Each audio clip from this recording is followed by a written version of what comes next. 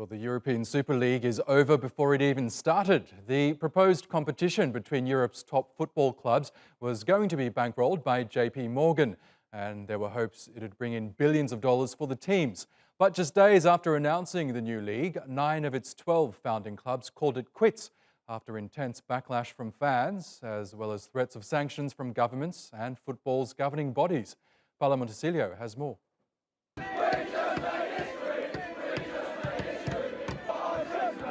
A dozen of Europe's richest clubs never stood a chance. Furious fans have driven them off the field for forming a breakaway alliance known as the Super League. Just greediness, isn't it? Taking away what we've all lived for, and it's just greedy. We're not getting nothing from it, do you know what I mean? It's just taking away everything we love. I'm happy that the Super League has been cancelled. I agree with what Gary Neville said, that this competition would kill football. It was only meant to be about money. The new competition was cooked up over months of secret talks, spurred by losses caused by the pandemic. U.S. lender JP Morgan was going to fund the $4 billion project by giving clubs $400 million each for signing on. We ran the numbers, we spoke with institutions, and well, we saw you can make a lot more money, which isn't just for the big clubs, but for everyone. By that, I mean the big clubs won't lose money, so there is solidarity with the rest of the teams both in Spain and in Europe. But critics fear the league would have sucked money away from smaller teams, threatening their survival. 9 of its 12 founding members have now pulled out after widespread condemnation. Clubs and their players also faced bans from established tournaments like the World Cup. I want to apologize to all the fan supporters of Liverpool Football Club for the disruption I caused over the past 48 hours. Goes without saying, but should be said, that the project put forward was never going to stand without the support of the fans. Some of its proponents continue to defend the plan, and officials are hoping to win fans over by tweaking the format to make it more inclusive.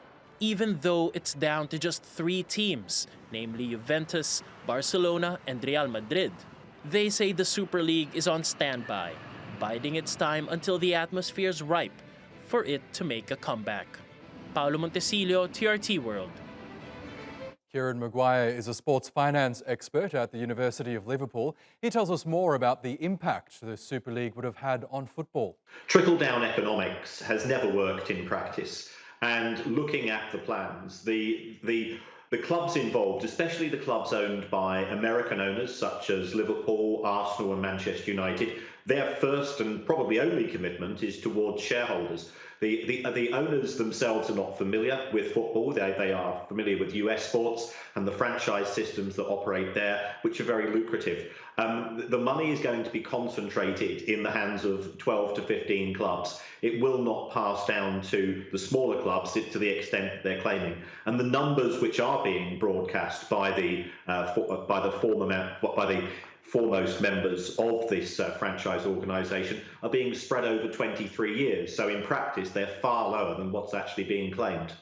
We know UEFA had hoped that plans for a new 36-team Champions League would head off the formation of a breakaway league such as what's being proposed now. In fact, we understand UEFA was set to announce the latest on those talks in the coming days. But we also know there have been disputes between UEFA and these top clubs as to how to basically divvy up the $3.3 billion in TV revenue that the Champions League brings in. And we know there was a breakdown of these negotiations and these talks. Is this idea of a Super League the result of that relationship breakdown between UEFA and these clubs? Yes, these clubs who already get significant benefits from being in the Champions League because the way that the money is allocated between individual clubs has been reformatted and recalculated to the benefit of the clubs who have a 10-year history in UEFA. These clubs now want more in the sense of being able to sell their own TV rights direct to the consumer.